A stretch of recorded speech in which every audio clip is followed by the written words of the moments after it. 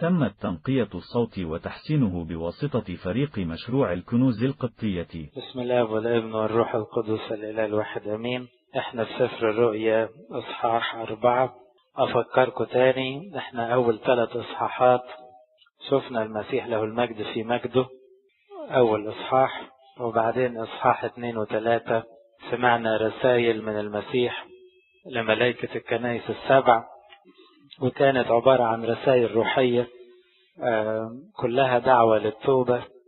واصحاح 4 رجعنا شفنا رؤية جديدة او منظر جديد للمسيح الجالس على العرش، هو نفس المنظر اللي موجود في أشعياء 6 وموجود في حزقيال 1، لكن كل واحد منهم عبر عنه بطريقته الخاصة. هقرأ من أول الإصحاح وندخل على طول على عدد 6. بعد هذا نظرت وإذا باب مفتوح في السماء، والصوت الأول الذي سمعته كبوق يتكلم معي قائلا: اصعد إلى هنا فأريك ما لابد أن يصير بعد هذا.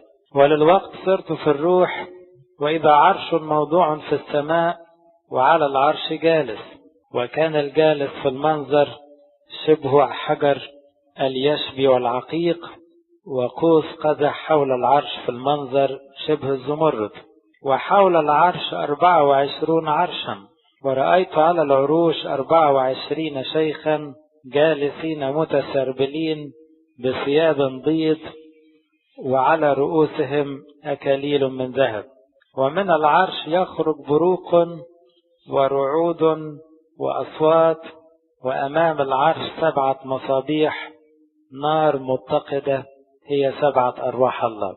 ده الجزء اللي خدناه المرة اللي فاتت. وقدام العرش بحر زجاج شبه البلور، ده برضو ابتدينا فيه. وفي وسط العرش وحول العرش 4 حيوانات مملوءة عيونا من قدام ومن وراء. دخلنا على حاجة جديدة. احنا شفنا العرش عليه المسيح له المجد في مجده، والمرة دي من كتر البهاء مش باين تفاصيله، يعني تفاصيل المسيح في اصحاح 1 كانت باينة، شعره أبيض كالتلج وكالصوف، وعينيه ووشه، كل ده اتوصف في اصحاح 1. هنا ما اتقالش غير انه كاليشبي والعقيق، وحواليه قوس قزح زي الزمرد، وحواليه بقى شفنا 24 قسيس وعليهم أكاليل الذهب والشرية في ايديهم. وبعدين يقول حول العرش وفي وسط العرش 4 حيوانات مملوءة عيونا من قدام ومن وراء. كلمة حيوانات مش مترجمة animals، ما هياش حيوانات يعني حيوانات، لا، هي الأصل اليوناني كائنات حية، لكن كائنات حية ما انتاش عارف تحطها، لا تقول عليها بشر ولا تقول عليها حيوان، فيتقال عليها أحياء أو كائنات حية. تترجم في العربي القديم حيوانات، حيوانات جاية من كلمة أحياء، لكن ما هياش حيوانات بمعنى animals، لا خالص، دي كائنات حية عجيبة جدا، وشكلها ضخم وشكلها ممجد، فمش عارف يوصفها، مش هيقدرش يقول عليها لا ملائكة عاديين ولا بشر عاديين ولا حيوانات، فمقصود بها 4 كائنات حية. الغريب انها حوالين العرش وفي وسط العرش. طب ازاي في وسط العرش؟ طبعا عشان يوحي انها كأنها بتدور وبتلف حوالين العرش. عارفين لما تبقى حاجة بتدور كده ما بتقفش، يجي لك في لحظة انك شايفها قصاد العرش او كأنها جوه العرش. تلاحظوا انه دايما قبب الكنائس يترسم فيها المسيح في عرشه وحواليه 4 حيوانات. اللي يبص عندنا في سقف الكنيسة يلاقي المنظر ده، ورا كل انجيلي من 4 هنا مثلا مرسوم شبه وجه انسان، هنا نسر، هتلاقوا العجل والاسد اللي يدقق فوق بيت الكنيسة بتاعتنا وفي اغلب القبب، وتلاقوها ساعات في حضن الهيكل.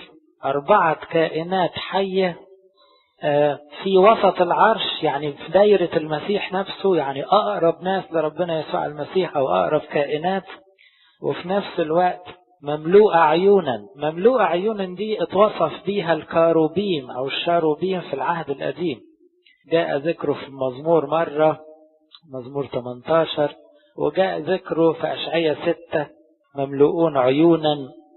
فيعتبروا البعض بيعتبر الكائنات 4 دول جزء من أو رؤساء الشاروبيم أو نفسهم هم كروب أو شاروب، اللي هي طبقة من الملائكة رفيعة المستوى جدا، أرقى أنواع الملائكة. عشان كده احنا نقعد نقول في القداس الشاروبيم يسجدون لك ويقولوا لك قدوس قدوس قدوس. دي احنا هنتعلمها من هنا دلوقتي، خدناها من رؤيا 4. مملوءة عيونا من قدام ومن ورا، يعني مملوئين معرفة بشكل عجيب. طبعا صعب واحد يتخيل كائن حي كله عيون من قدامه ومن وراه، يعني من ظهر عيون ومن وشه عيون، نتخيله ازاي؟ ده صعب في التخيل. لكن إذا كانت العين هي سراج الجسد، بالكم بقى لما يكون كائن حي كله عيون، معناها انه مملوء استنارة. العين الواحدة بتدي استنارة قد كده، لكن لما يكون الكائن كله عيون ده مملوء استنارة، يعني عنده معرفة لله تفوق كل كائن آخر، وعنده رؤية لله وقرب من الله يفوق كل كائن آخر. فالعيون دايما إشارة إلى الاستنارة ومعرفة الله. الكائنات دي هي اللي وصفها، لو قريتوا حزقيال 1، حزقيال في الرؤية بتاعته وصف الكائنات دي بدقة شديدة بتفصيل أكتر من رؤية، بس يمكن الوقت ما يسعناش نشرحها دلوقتي. لكن ابتدى يشرح في الحيوان ده بدقة، وبيقول بيتحركوا حركة عجيبة كده وليهم صفات غريبة جدا. وفي عظات مشهورة للقديس أبو مقار، قديس مكاريوس الكبير من القرن 4 والخامس، على الحيوانات دي إنها إشارة للإنسان الروحاني لما يزداد روحانية جدا يبقى شبه الحاجات. يعني واحد يقول إيه قيمة إن الكنيسة بتحط لنا الأشكال دي قدام عينينا؟ ما هو أنا وإنت لو جاهدنا وامتلأنا بالروح هنبقى قريبين للعرش السماوي جدا، هنبقى ممتلئين أعينا، يعني شايفين ربنا بوضوح جدا، هنبقى فينا صفات عجيبة زي اللي هيوصفها دلوقتي عن الكائنات دي. فكأن الكائنات الروحية دي مثل أعلى لكل القديسين، عشان قريبين جدا من العرش السماوي في وسط العرش وحول العرش، فيبقى كلنا نفسنا نبقى زيهم. مملوئين أعينا يعني فاهمين كل الأسرار، في نفس الوقت بيسبحوا على الدوام. كل دي حاجات تخلي كل واحد يبص لهم كده ويغير منهم ويتمنى يبقى زيهم. فالقديس أبو مقار وصف الحيوانات دي وقال إن ده الإنسان الروحاني لما يبقى تمام هيبقى فيه كل الصفات دي. الحيوان الأول شبه أسد، والكائن الثاني شبه عجل، والحيوان الثالث له وجه مثل وجه إنسان، والحيوان الرابع شبه نسر طائر. يبقى خلي بالكم هم ليهم 4 وجوه. طلع ايه؟ هو شاف المنظر زي ما احنا شايفينه كده من بعيد. لما واحد زي حزقيال ربنا خلاه يلف حوالين المنظر، فأتاري كل كائن منهم له 4 وجوه. يعني كل كائن منهم تبص له من زاوية تلاقيه وش إنسان، من زاوية تانية تلاقيه وش أسد، من زاوية ثالثة تلاقيه وش نسر، من زاوية رابعة تلاقيه وش عجل. لكن لو بصيت فوكس مرة واحدة كده هتلاقي ايه؟ كل واحد له وش واحد اللي باين قصادك، وال4 وشوش مع بعض، هي نفس الكائنات. إذا ال4 وشوش دول يعبروا عن 4 أوجه للمجد الإلهي. بمعنى هنا اختلف القديسين في التفسير. واحد قال ايه؟ قال دول 4 صفات للمسيح الإلهي. الإنسان إشارة إلى تجسده، إنه إنسان حقيقي تأنس تجسد وتأنس. والنسر في المقابل إشارة إلى لاهوته، لأن النسر دايما يرمز إلى السمو والارتفاع والطيران. والعجل إشارة إلى أنه ذبيحة، إلى فدائه، لأن العجل كان دايما هو الذبيحة. يفضل لنا الأسد إشارة إلى قوته ونصرته. فأول تأمل أن دول يعبروا عن أوجه للمسيح له المجد.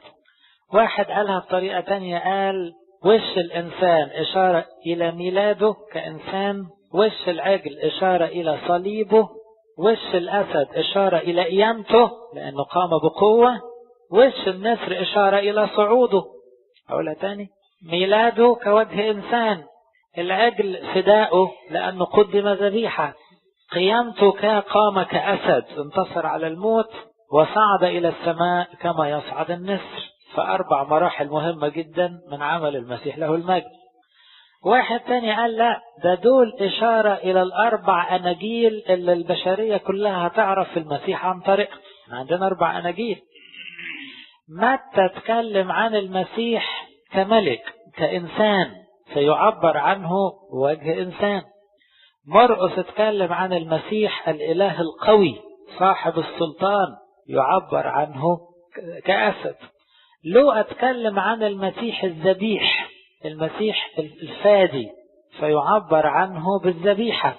يوحنا تكلم وركز عن المسيح الإله فيعبر عنه بالنسر. عشان كده تلاحظوا بقى الأبد ترسم ال4 أناجيل، ال4 إنجيليين، عشان في 4 أعمدة شايلين الكنيسة اللي تقام على 4 إشارة إلى ال4 أناجيل. فوق كل عمود صاحب الإنجيل بتاعه قاعد يكتب وراه الرمز بتاعه. الرمز بتاعه يا أسد يا نسر يا عجل يا وجه إنسان. فهمتوها؟ كنائس اللي فيها 4 أعمدة يبقى فوق راس كل عمود الإنجيلي يعني واحد من ال4 الإنجيليين، وفوق راس كل إنجيلي الرمز اللي وراه أو الإشارة بتاعة إنجيله اللي هي يا إما أسد أو عجل أو إنسان أو نسر. البعض قال بطريقة تانية إنه دول بيشفعوا في كل الكائنات. وجه الإنسان يشفع في البشر، ووجه النسر يشفع في الطيور، ووجه الأسد يشفع في الحيوانات اللي في البرية، ووجه العجل يشفع في الحيوانات اللي في الحقل. هيجي واحد يقول طب والزواحف؟ يقولوا ما بيحبوش يذكروها عشان منها الشيطان والحي. والكائنات البحرية كمان يخافوا منها لأن البحر دايما رمز للعالم. فالبعض أشافها بطريقة أن دول بيشفعوا في كل الكائنات. الإنسان له شفيع قدام ربنا، خروب يعني يشفع فيه، والحيوانات بأنواعها كل واحد له يشفع فيه. كلها اجتهادات في شرح هذه الكائنات العجيبة المحيطة بالعرش السماوي المملوءة عيونا والمملوءة وجوها. لكن خلينا نركز على أنها كلها بتقدم لنا مجد المسيح الإله الإنسان الفادي القوي في كل لحظة. وال4 حيوانات عدد 8 لكل واحد منها 6 أجنحة، نفس الوصف اللي جه في أشعياء 6 بتاع الكروبيم حولها. شوف لما يقول 6 أجنحة حولها، يعني إيه حولها؟ ما هي 6 الأجنحة يا فيها يا حولها. يعني إيه حولها؟ هي أصل الواحد لما يبص عليها ما يبقاش عارف الجناح ده طالع من فين. وحتى الفنان دايما محتار وهو بيرسم، عشان ترسم كائن ب6 أجنحة تحتار. وده اللي اتوصف في حتة تاني وقال بجناحين فاكرينها يغطون وجوههم وبجناحين يغطون أرجلهم ويطيرون ب2. ودي بنقولها في القداس الغريغوري احتفالا وفرح بالكائنات دول. إشارة إلى إيه؟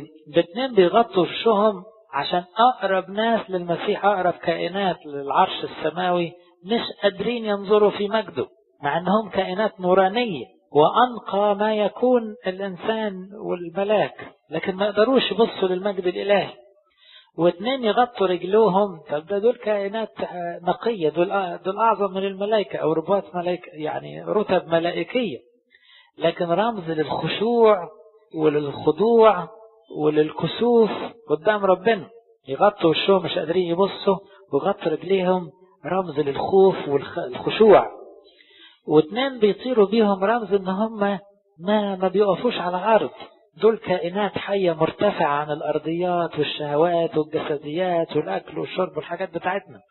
برضه احنا كده لما نقرب من ربنا تمتلئ عيوننا استنارة، فنبقى مش قادرين نبحلق في ربنا، وتمتلئ قلوبنا خشوع فنبقى مكسوفين من ضعف أجسادنا، وتمتلئ أرواحنا سمو وارتفاع نبقى زي اللي طايرين مش واقفين على الأرض. 6 أجنحة حولها ومن داخل مملوءة عيونا. حتى الأجنحة فيها عيون، حاجة غريبة أوي. يعني حتى الأجنحة مليانة عيون، يعني كل حركة تخطوها فيها حكمة، كل حركة تخطوها وراها حكمة إلهية. الإنسان الروحاني مفيش كلمة أو حركة يعملها ملهاش لازمة وملهاش معنى، كل حاجة كأن الإيد دي مليانة عينين، والرجل مليانة عينين. ايه الاستنارة دي؟ ايه العظمة دي كلها؟ ايه الحكمة دي كلها؟ مملوءة عيونا. طب بيعملوا ايه؟ شغلتهم ايه؟ اذا افترضنا ان هم بيشفعوا فينا حلو، لكن ايه كمان اللي شاغلهم طول ملايين السنين؟ ولا تزال نهارا وليلا قائلة قدوس قدوس قدوس الرب الإله القادر على كل شيء. نفس التسبيحة اللي سمعها أشعياء وحزقيال، نفس التسبيحة أجيوز دي اللي احنا بنقولها في الكنيسة كل مرة. احنا في الكنيسة بنقلد، في الكنيسة بنعيش السماء زي ما الإنجيل علمها لنا، فنفضل نقول أجيوس مع الملائكة. عشان كده لازم نقول أجيوس واحنا واقفين، ما ينفعش نقول أجيوس بالذات واحنا قاعدين. ليه؟ ده الملائكة مش قادرة تقف، مرعوبة وهي واقفة. ازاي احنا بقى نكسل واحنا بنقول أجيوس؟ قدوس قدوس قدوس قدوس 3 مرات، إشارة أولا إلى الثالوث الأقدس، أننا نعطي القداسة لله الآب، ونعطي القداسة لربنا يسوع المسيح له المجد، ونعطي القداسة كل القداسة أيضا للروح القدس. قدوس قدوس قدوس الرب الإله القادر على كل شيء. هنا شوفوا نقول قدوس 3 مرات، لكن نرجع نقول ايه؟ واحد، الرب الإله. احنا مش بنتكلم عن 3 آلهة، إنما بنتكلم عن 3 أقانيم لإله واحد. الرب الإله القادر على كل شيء، الذي كان والكائن والذي يأتي. ما دي خدناها دي في رؤية 1. هو ده اللقب المشهور لربنا يسوع المسيح. يعني كان يعني ملوش بداية، وكائن يعني موجود وحاضر وأصل لكل الحياة والموجودات، ويأتي يعني كل المستقبل في إيده والأبدية كلها مفتوحة قدامه. فالزمن من أوله لآخره جواه، والزمن كله تحت رجليه. كان وكائن ويأتي، ماضي ومضارع ومستقبل، زي ما يقول في حتة تانية يسوع المسيح هو أمس واليوم وإلى الأبد، ما بيتغيرش. هو المسيح، هو الإله الحقيقي اللي كلم أبونا آدم وإبراهيم وإسحاق ويعقوب، هو اللي بيكلمنا النهاردة، وهو اللي هيجي على السحاب في آخر الأيام. هو ما بيتغيرش، الذي كان والكائن والذي يأتي. وحينما تعطي الحيوانات مجدا وكرامة وشكرا للجالس على العرش الحي إلى أبد الآبدين، شوفوا اللي هيحصل بقى. أول ما الكائنات ال4 اللي هم أقرب دايرة لرب المجد يدوا الكرامة دي، يقولوا أجيوس بحماس، ويخشعوا ويخضعوا قدام الرب الإله في عرشه، يخر 24 شيخا قدام الجالس على العرش ويسجدون للحي إلى أبد الآبدين، ويطرحون أكاليلهم أمام العرش. تلاحظوا بقى أن السماء عبارة عن إيه؟ خوارث أو كورس أو خورس، يعني صفوف أو دواير. العرش الإلهي أقرب دايرة حواليه 4 كائنات غير المتجسدين، نسميهم 4 كائنات الحية غير المتجسدين، يعني اللي ملهمش أجساد زينا. دي كائنات روحية، وكل الأوصاف دي أوصاف رمزية، لكن هي كائنات حقيقية ولكن ملهاش أجساد بشرية زينا. بعد الدايرة دي أقرب دايرة تاني احنا قلناها 24 قسيس. فلما ال4 كائنات يهتفوا قدوس قدوس للرب الإله القادر على كل شيء، أول ما صدى كلامهم يتسمع عند الدايرة اللي بعدها 24 قسيس ما يحتملوش التسبيح، يقلعوا الأكاليل ويسجدوا. عشان كده احنا في أجيوس تلاقونا لازم بنوط. ليه لازم نسجد؟ لأن احنا مش شايفين الحقيقة. دي شغالة على طول في السماء تسبيحها دي. ده الوضع اللي شغال دلوقتي واحنا قاعدين بنحكي مع بعض، هو ده اللي شغال قدام الله في مجده إلى الأبد. فمجرد ان احنا في الصلاة ندخل على جوهم، نقوم نشاركهم صلواتهم، نعمل زيهم. فأول ما نقول أجيوس احنا كمان نسجد للأرض. فتلاحظوا ان في نوع من المحبة والتجاوب والاتفاق والانسجام في التسبيح في السماء. مفيش نشاز، محدش يدخل على التاني، ده كله بيسبح مع بعض في فرح وفي حب بالغ.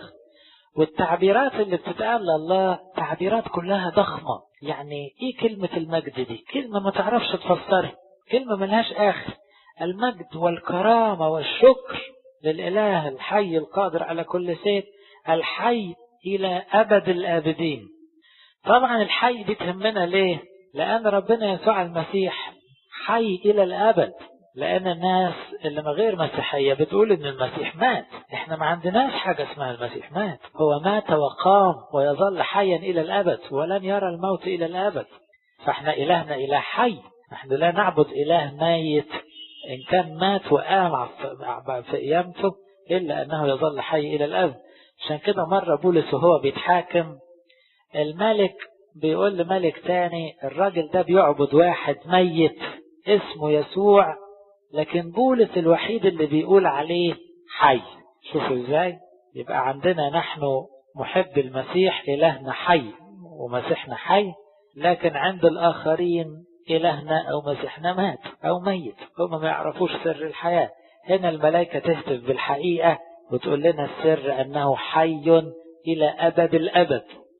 وأبد الأبد أو ظهر الظاهرين دي كلمة فيها forever and ever، يعني عارفين لما الواحد يبقى عاوز يعبر عن لا نهاية، ما لا نهاية، فيقول إلى الأبد الأبدي.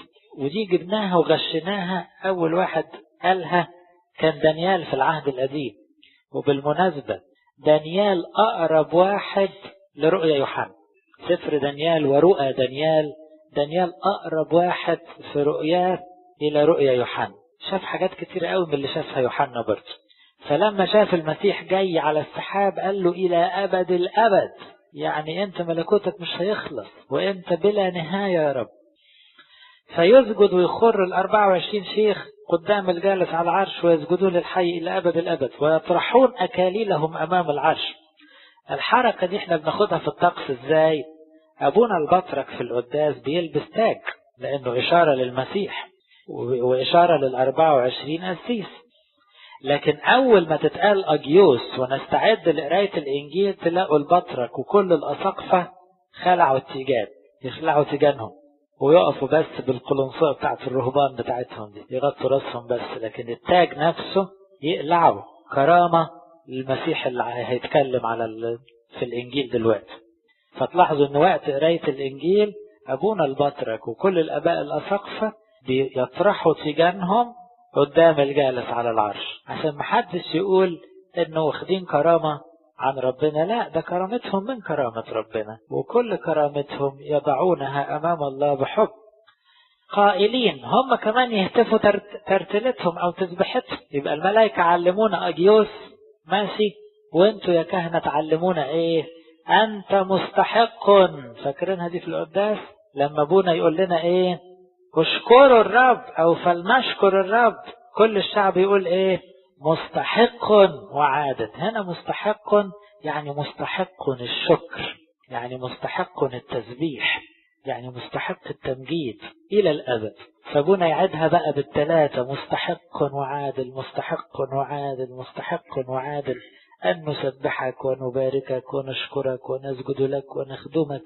ويبتدي يتكلم عن ربنا تاني. كل ده مخشوش من الرؤية، نقلناه من يوحنا لما اتفرج عليه في السماء. فال24 بيقولوا ايه؟ أنت مستحق أيها الرب أن تأخذ المجد والكرامة والقدرة، نفس اللي قالوا المجد والكرامة، لأنك أنت خلقت كل الأشياء. يبقى أول تمجيد وتسبيح لله لربنا يسوع المسيح مش بس على الفداء اللي عمله، قبل الفداء هو مستحق كل كرامة وشكر، لأن هو الخالق. احنا كلنا خلقت، حقه علينا التسبيح وحقه علينا الشكر المستمر وحقه علينا التمجيد اللائق كل لحظة. ليه؟ احنا خلقت. عشان كده أباء الكنيسة الأوائل يقولوا ايه؟ كل نفس أعطيه أبارك اسمك القدوس، كل نسمة تسبحك، كل ركبة تكسو لك. ايه الكلام الحلو بتاع التسبيح ده؟ الكنيسة فاهمة ان انا كمخلوق وانت كمخلوق حق ربنا علينا ان نسبحه كل لحظة. افضل وضع للانسان في حياته انه قلبه يلهج بتسبيح ربنا كل لحظة. أباركك، أشكرك، أمجدك، أسبحك، ليك المجد يا رب، أشكرك يا رب. يفضل يكلم ربنا كده، أنت قدوس قدوس قدوس. كل الطريقة دي عبارة عن تسبيح مستمر يقرب بيه الواحد فينا من الشكل السماوي، يبقى كده بيعمل اللي عليه لأنه مخلوق بيسبح خالقه. أنت خلقت كل الأشياء. طبعا دي تؤكد أن ربنا هو الخالق، في بدعة بتطلع النهاردة يقول لك الدنيا طلعت لوحدها ملهاش خالق. احنا في عز ان احنا في بلادنا ما بنسمعش الكلام الفاضي ده، لكن بره بقى الفتاوي تشتغل، ربنا مش موجود والدنيا طلعت طبيعية كده والتطور عمل نفسه. ايه ده؟ ازاي بس؟ ازاي يعني؟ ده لقوا ان الخلية الواحدة في جسم الانسان اعظم من آلاف الكمبيوترز مجتمعة. خلية واحدة ما تشوفهاش بعينك فيها كمية كمبيوترز جوه ما تعرفش تجمعها في الكنيسة دي، وبعدين يقول لك طلع لوحده. عشوائي ازاي بس؟ ده اغلب بني ادم غلبان ماشي في الشارع خلية واحدة في جسمه ما يعرفش الانسان لغاية النهاردة يعمل حاجة منه. انت خلقت يا رب كل الاشياء، انت عملتها بايدك، انت اللي مستحق الكرامة والمجد، انت خالق، وهي بارادتك كائنة. لان اللي بيتجاهل ربنا بيتجاهل ان ربنا له ارادة.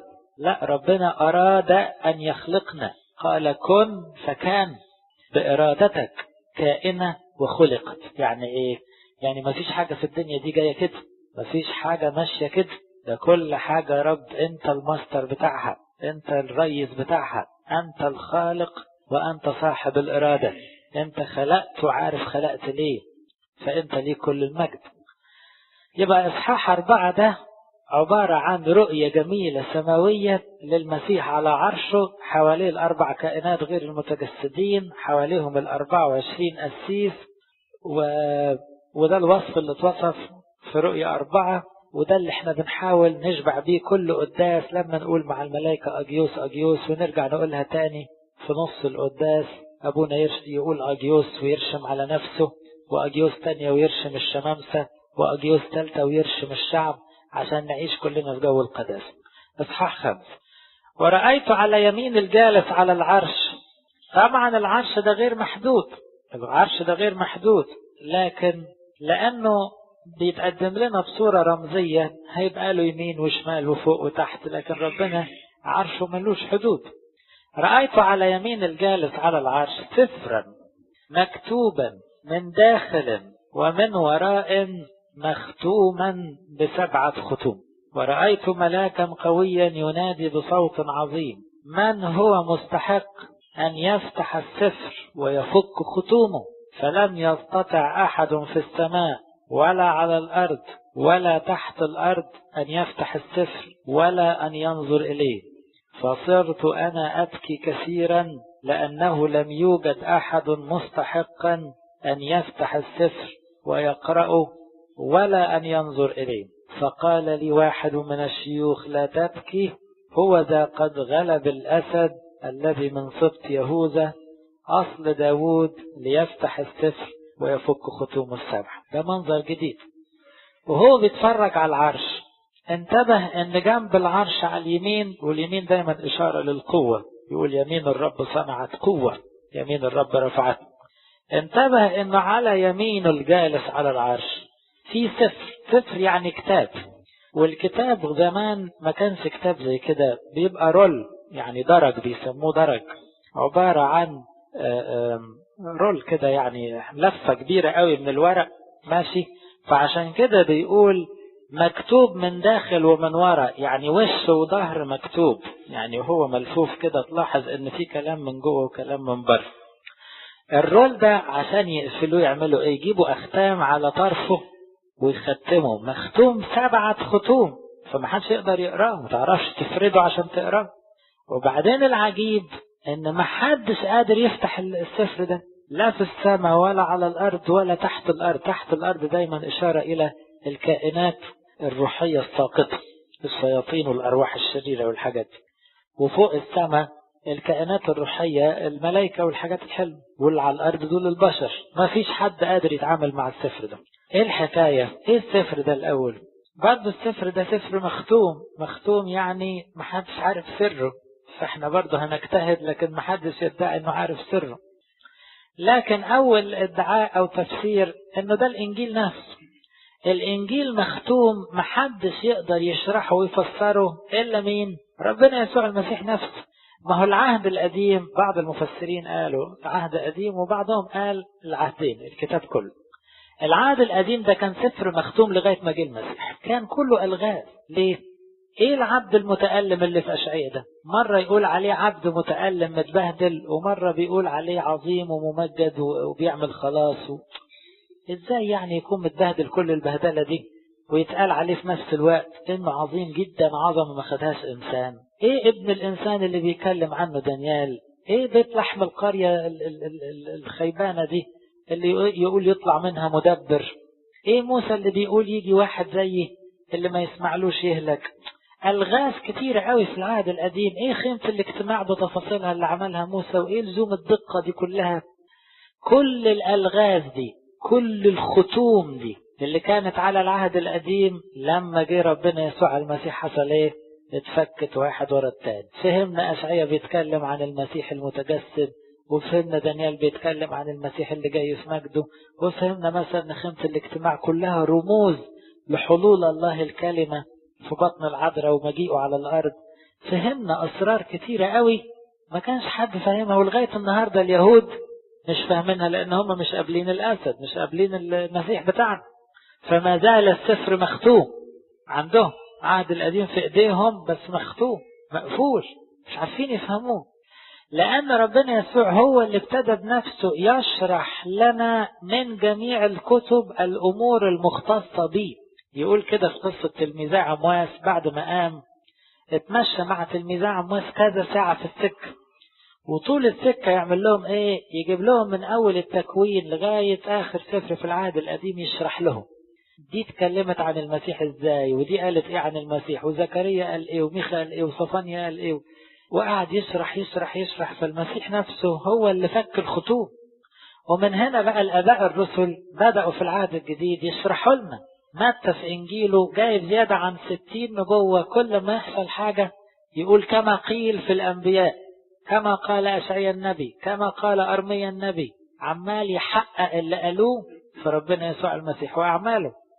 بولس يكتب رسالة كاملة لليهود عشان يشرح لهم ان الكتاب اللي في ايديهم السفر المختوم ما يتفهمش، ما تتفكش ختومه الا بالايمان بالمسيح المتجسد.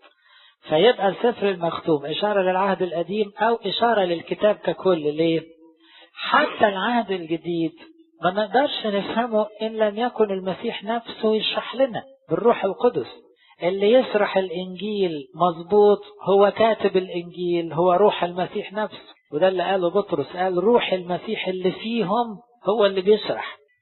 فاحنا بنخضع إلى شرح المسيح، المسيح يفك الخطوم. عشان كده وانت واقف بتسمع الإنجيل في القداس قول له يا رب فتح الخطوم، خليني أفهم، خليني أفهم أنت عاوز تقول لي إيه، الكلام ده وراه إيه. في ناس كتيرة بتفهمه بس أنا مش فاهمه، أنا عاوزك تفهمهوني زي ما أنت عاوزه يوصل لي، لأن أنا ممكن أفهمه بمزاجي وضيع نفسي. أنت يا رب فك الختوم، فك الختوم. يعني أنا كمان دماغي مختومة ب100 ختم، 100 مشكلة معطلاني عن الفهم. عندي جهل وعندي شهوات وعندي كبرياء وعندي حاجات كتير عقلانية مخلياني مختوم، مش عارف أفهم كلامك. سفر مختوم.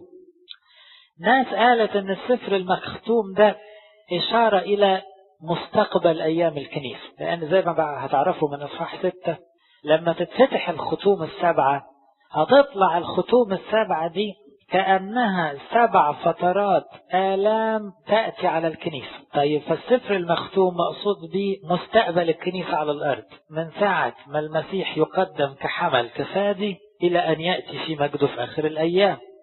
مين يعرف مستقبل الكنيسة؟ مفيش غيره المسيح له المجد صاحب الكنيسة، هو اللي يفك ختم في أوانه. ختم يقول لك ده عز الكنيسة اليومين دول، ختم تاني يقول دي آلام الكنيسة والدم والاستشهاد، ختم ثالث يقول لك ده هنا في مجاعة، يعني ايه تعليم قليل قوي والناس تايهة عن ربنا خالص. كل ختم كأنه مرحلة من مراحل الكنيسة. ساعتها ممكن نقول السفر كله عبارة عن مستقبل الكنيسة وعلى الأرض لغاية ما توصل للسماء. المهم انه ده كتاب. البعض بيقول برضو ممكن يكون السفر المختوم مقصود به أسماء القديسين المسجلة عند ربنا اللي محدش يعرف، يكون هو سفر الحياة، سفر الحياة اللي مكتوب فيه أسماءنا كلنا بس محدش عارف. عارفين لما تطلع النتيجة في الكنترول وتبقى لسه مقفول عليها، ما يعرفهاش غير مدير الكنترول، تبقى حاجة زي كده، فيفتحها حتة حتة حتة عشان يقول لنا النتيجة، فتتفتح زمن زمن زمن لغاية ما تكمل الختوم السبعة، يجي المسيح في مجده وندخل معاه السماء. فممكن يفهم ان السفر المختوم ايضا هو سفر اسماء، سفر الحياة اللي فيه اسماء كل القديسين اللي ما هيفضل مختوم لغاية ما المسيح يفتحه. يعني ما حدش هيعرف اسمه او يعرف ناجح ولا لا غير في مجيء المسيح. لكن احنا عندنا وعد ان اسماءنا اتكتبت من ساعة ما تعمدنا وامنا بربنا يسوع المسيح، اسماءنا اتكتبت، بس الواحد يحافظ على اسمه وياخدها جد. فعشان كده يقولوا سفرا مكتوبا من داخل ومن وراء. من داخل ومن وراء إذا كانت تشير إلى الكتاب المقدس بعهدين، يعني عهد قديم وعهد جديد. من داخل يعني العهد القديم كان فيه أسرار من جوه ما كانش حد فهمها، ومن خارج يعني اتضحت الرؤية وعرفنا المخلص جاي يخلصنا ازاي. من داخل ومن وراء يعني زحمة قوي، الأسماء كتيرة قوي لدرجة بيكتبوا وش وظهر على الدرج. فدي تطمنا ان كانت اسماء سفر الحياة هيبقى في عدد كتير قوي يا داخل السماء، ودي حاجة تفرح. ان كان مقصود بيه اسرار مستقبل الكنيسة لغاية ما تروح السماء، برضو من داخل ومن وراء يعني كل صغيرة وكبيرة هتحصل للكنيسة يسوع متابعها وعارفها وماشي مع الكنيسة يوم بيوم لغاية ما يخطفها السماء. فكل المعاني تمشي. لكن من داخل ومن وراء يعني سفر مليان وغويط وعميق جدا، وفي داخله أسرار بلا نهاية. إن كان مقصود به الكتاب المقدس ماشي، إن كان مستقبل الكنيسة ماشي، إن كان سفر الحياة ماشي. ده في كمان اجتهاد رابع يقول إيه؟ تدبير الخلاص. هو ايه المشكلة المعقدة اللي ما يعرفش انسان يحلها، ولا ملاك ولا رئيس ملايكة ولا نبي ولا شيطان؟ ايه المشكلة المعقدة؟ مشكلة الانسان وخلاص. كل البشرية محكوم عليها بالاعدام، كأنه عشان كده في تعبير جميل يقول الكتاب اغلق على الكل. اغلق على الكل يعني ايه؟ يعني مشكلة الخلاص ليس من يعمل صلاحا ليس ولا واحد، الجميع زاغوا وفسدوا وعوزهم مجد الله. ممكن السفر يكون إشارة إلى مشكلة الموت أو قضية الموت. عشان كده احنا في القداس الغيغوري نقول أنا اختطفت لي قضية الموت. عارفين لما تكون قضية لها ملف ضخم كده وتبقى متختمة عشان محدش يفتحها، قضية صعبة جدا محدش عارف يحلها أبدا، زي السفر المختوم. مين يقدر يفك الختوم ويحل القضية دي؟ مفيش غيره ربنا يسوع المسيح اللي يقدر يخلص الإنسان بتجسده وصليبه وقيامته وصعوده والعملية الحكاية اللي عملها. كل دي اجتهادات في تفسير السفر المختوم. المهم انه يوحنا لما شاف السفر المختوم قعد يعيط. ليه؟ لأن في مشكلة ملهاش حل، وده يعبر عن حساسية القديس ده راجل عجوز يا جماعة فوق 90. فلما دخل السماء وكان مبسوط جدا بمنظر المسيح والعرش السماوي والأربعة كائنات غير المتجسدين وال24 كاهن والتسبيح، سمع الملاك بيقول ايه؟ من هو مستحق ان يفتح السفر ويفك ختومه؟ الملاك قال مين يقدر يفتح؟ مين يقدر يفك الختوم؟ فضل يستنى، محدش اتحرك من مكان. لا كاهن قدر، ولا ملاك قدر، ولا شيطان قدر طبعا، ولا نبي، ولا حد اتحرك، ولا حتى الأربعة كائنات غير المتجسدين. واضح انها مشكلة معقدة جدا، عشان كده ممكن يبقى مقصود بها تدبير الخلاص او قضية الموت. فقدام المشكلة المعقدة دي يوحنا بالرغم ان هو بيتفرج على رؤية مفرحة جدا، تحولت الرؤية الى كابوس، او الحلم المبهج ده او المنظر السماوي المفرح جدا الى مشكلة ملهاش حل. ربنا حلو قوي بس كده احنا مش هندخل عنده، مش هنتمتع بيه. لازم السفر يتفك، لازم الختوم دي تتفك عشان نوصل. طب ايه هنعمل ايه عشان تتفك؟ فصرت انا، يقول لم يستطع احد في السماء على الارض ولا تحت الارض ان يفتح السفر ولا ان ينظر اليه. يعني القضية دي بالذات محدش يعرف يتعامل معاها خالص، قضية الموت دي محدش قدها ابدا، او تفسير الكتاب المقدس بكل جماله محدش يعرف يجيب اخره ابدا الا صاحبه. فصرت انا ابكي كثيرا. يعني الراجل العجوز ده لأنه كان بيسموا نفسه الشيخ. يوحنا في آخر حياته كان يسمي نفسه الشيخ. في يوحنا الثانية ورسالته الثانية ورسالته الثالثة يقول الشيخ على نفسه. هذا الشيخ العجوز الطيب قاعد يبكي بشدة وبحرقة، عاوز حد يفك، عاوز المشكلة تتحل. دي تعبر يا جماعة عن أنين البشرية قدام قضية الموت.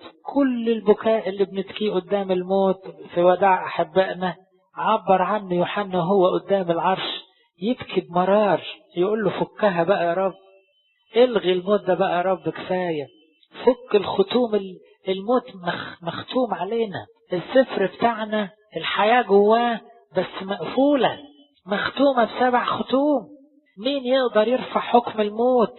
ويبكي يوحنا بحرقة كمان يبكي على غالي مات، وكأنه يقدم دموع كل البشر قدام الموت، وكأنه بيعبر عن عجز الإنسان أن يخلص نفسه. ودي الحتة اللي بنقولها في القداس الغريغوري: لا ملاك ولا رئيس ملائكة ولا رئيس أنبياء ولا نبيا ائتمنته على خلاصنا. محدش يا رب ائتمنته على خلاصنا دي شغلتك انت، ما ينفعش ملاك يعملها أبدا.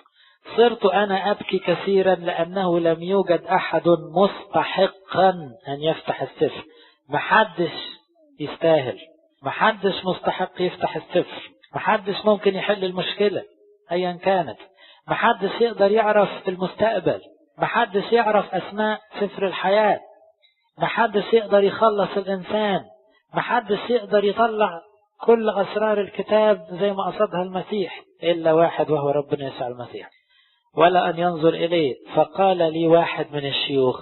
الجميل بقى إيه؟ إن يوحنا عشان لسه غريب عن السماء يبكي، لكن ما سمعناش طول سفر الرؤيا عن واحد بكى تاني في السماء، فما فيش بكاء في السماء أبدا. يوحنا عشان ضيف، عشان زائر بكى، لكن في السماء ما فيش بكاء أبدا خالص.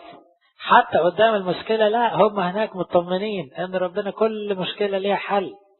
عشان كده ساعات واحد يسأل ويقول: اذا كان ارواح احبائنا راحت السماء وبصين علينا من السماء، طب ما يتضايقوش لمشاكلنا؟ لا، ما فيش مضايقة في السماء، هم هناك اخر روقان ومبسوطين وحلوين وفرحانين وما يتضايقوش ابدا. احنا كزوار من الارض للسماء ممكن ننزعج لان في مشكلة ملهاش حل، فيجي واحد منهم من الحلوين المنتصرين اللي في السماء يطبطب علينا ويقول لنا ما تقلقوش. الحتة دي تؤكد مفهوم الشفاعة والعلاقة بالقديسين. مش المسيح اللي قال لي يوحنا ما تعيطش، ده قال له واحد من 24 كاهن اللي حوالين العرش يقول له لا تبكي، تعيطش حبيبي. طب ده كاهن وكاهن، ده يوحنا بطرك يعني، وماله؟ ما هو واحد من الكهنوت، ما كلهم كهنوت واحد.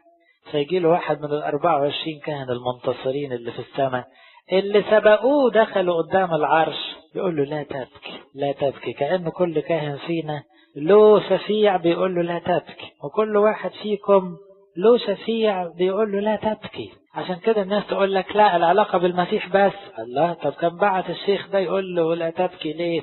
والملاك بيسأل ليه؟ وكل دول ايه قيمتهم اذا كان المسيح بس؟ طب ما هو المسيح مش غيران من ولاده، المسيح في مجده حواليه تلاميذه وحواليه كهنته وحواليه ملائكته، وكلهم فرقة واحدة وكلهم بيشتغلوا لحسابه، والكل باصص على المسيح بفرح وبيشجعونا ويقولوا لنا كلمة واحدة: لا تبكي. احنا بتوع الارض لينا البكاء، اما هم ملهمش غير الفرح، فلما يلاقونا بنبكي نصعب عليهم، ويجي واحد منهم كده ليك في رؤية ولا في حلم ويقول لك لا تبكي، ما تبكيش، تتحل ازاي؟ دي معقدة وملهاش حل. لا، هتتحل، استنى بس شوف هيحصل ايه. صرت أنا أبكي كثيرا لأنه لم يوجد أحد مستحقا أن يفتح السفر ويقرأ ولا أن ينظر إليه. فقال لي واحد من الشيوخ: لا تبكي، هو ذا قد غلب الأسد الذي من سبط يهوذا، أصل داود، ليفتح السفر ويفك ختوم 7.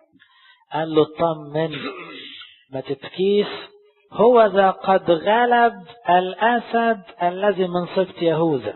احنا ما سمعناش ان سبط يهوذا طلع أسد، احنا سمعنا ان المسيح من سبط يهوذا. ايوه، ما هو ده اللي اتقال عنه في تكوين 49 لما يعقوب ابو الاباء ابو الاسباط اللي هو إسرائيل، جمع ولاده ال 12 حواليه وابتدى يدي لكل واحد وصية. جاب يهوذا وقال له يهوذا أسد هيطلع من عندك، أسد هيعمل كل اللي كان نفسي فيه. وكانت أحلى نبوة عن يهوذا، وفضلوا كل اليهود لغاية النهاردة يقولوا يهوذا هيطلع أسد. أسد يعني إيه؟ يعني المسيح، يعني الغالب، يعني القوي، يعني المنتصر.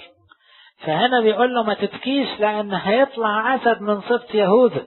طبعا إشارة واضحة إلى ربنا يسوع المسيح. طب غلب في إيه؟ هو في حرب؟ أيوة، ما هو الختوم دي ما تتفكش غير لما يحصل إيه؟ يغلب. يعني الأسرار دي ما تتفتحش غير لما يتمم الفداء ويغلب الشيطان. امتى الشيطان اتكسر واتغلب؟ على الصليب. لما المسيح انتصر على عدو الخير في الصليب انتصار شديد، وقال أين غلبتك يا موت؟ أنا اللي غلبت مش أنت يا موت. أين شوكتك يا موت؟ أين غلبتك يا هاوية؟ كانت على الصليب. فالمسيح الأسد انتصر، ساعتها الختوم ابتدت تتفتح كل الأسرار. إن كان قصة الخلاص ابتدينا نفهمها، إن كان الأسماء راحت على سفر الحياة، إن كان مستقبل الكنيسة بقى مضمون في إيدين ربنا يسوع له كل المجد، لأنه قد غلب الأسد. غلب الأسد الخارج من سبط يهوذا. ليه أسد؟ لأن كمان إبليس عدوكم يجول كأسد، فيبقى أسد فأسد. فالمسيح له المجد الأسد الخارج من سبط يهوذا يغلب الأسد المتعب بتاع الشيطان وينتصر ويفك الختوم. فالأسد إشارة إلى القوة، والأسد بتاع يهوذا بالذات إشارة إلى المسيح القوي. وعشان يأكد المعنى قال له الأسد الخارج من سبط يهوذا أصل داوود. أصل داوود دي ذكرها أشعياء 11 أظن، وذكرها سفر الرؤيا آخر إصحاح، أن يسوع المسيح هو أصل داوود، أصل وذرية داوود. عشان كده لو تفتكروا مرة ربنا يسوع المسيح حير اليهود وقال لهم سؤال صعب. قال لهم انتوا يا يهود بتقولوا ان يسوع المسيح، او المسيح يعني مش يسوع المسيح، بيقول بانه ابن داود، بينما داود قال بالروح قال الرب لربي اجلس عن يميني. اذا داود قال على المسيح انه رب، وانتوا بتقولوا عليه ابن داود. كيف يكون المسيح رب داود وابن داود؟ وسابهم محتارين، اللي هي تتحل في كلمة ايه؟ يسوع في الاخر الرؤيا يقول انا اصل وذرية داود، انا رب داود وابن داود، انا اللي خلقت داود وانا اللي جيت من اولاده في اخر الظهور في ملء الزمان. أنا الإله اللي ملياش أول ولا آخر، وأنا الإنسان اللي ولدت من العذراء مريم في ملء الزمان من ذرية داود. فهنا بيقول أصل داود ليفتح السفر ويفك ختوم السبعة. هيتفتح السفر وهنشوف إيه اللي فيه. ورأيت، أنا خلصت أهو آية واحدة، فإذا في وسط العرش والحيوانات الأربعة وفي وسط الشيوخ، الدوائر الثلاثة اللي شفناها، العرش، الحيوانات الأربعة، 24 كان الشيوخ، في النص ظهر منظر جديد ما كانش شاف. احنا منتظرين نشوف ايه دلوقتي؟ أسد خارج من سبط يهوذا. ما هو بيقول ده اللي هيفك الختوم. لقينا الأسد شكله ايه؟ خروف. الله، خروف ولا أسد؟ هم مش واخدين بالهم من الفرق. لا، هو عشان تؤكد ان الحكاية رمزية. بدل ما يطلع أسد طلع خروف. ليه؟ لأنه أسد بمعنى القوة والجبروت، وخروف بمعنى مهم جدا إنه هو إيه؟ قائم كأنه مذبوح.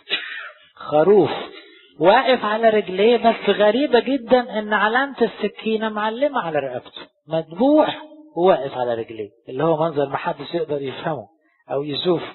يعني إيه خروف قائم كأنه مذبوح؟ يعني مسيح مصلوب وقائم من الموت إلى الأبد. دي ما تتفهمش غير لما يسوع المسيح قام من الموت وقال لهم هات صباعك ثم حطه مكان الايه؟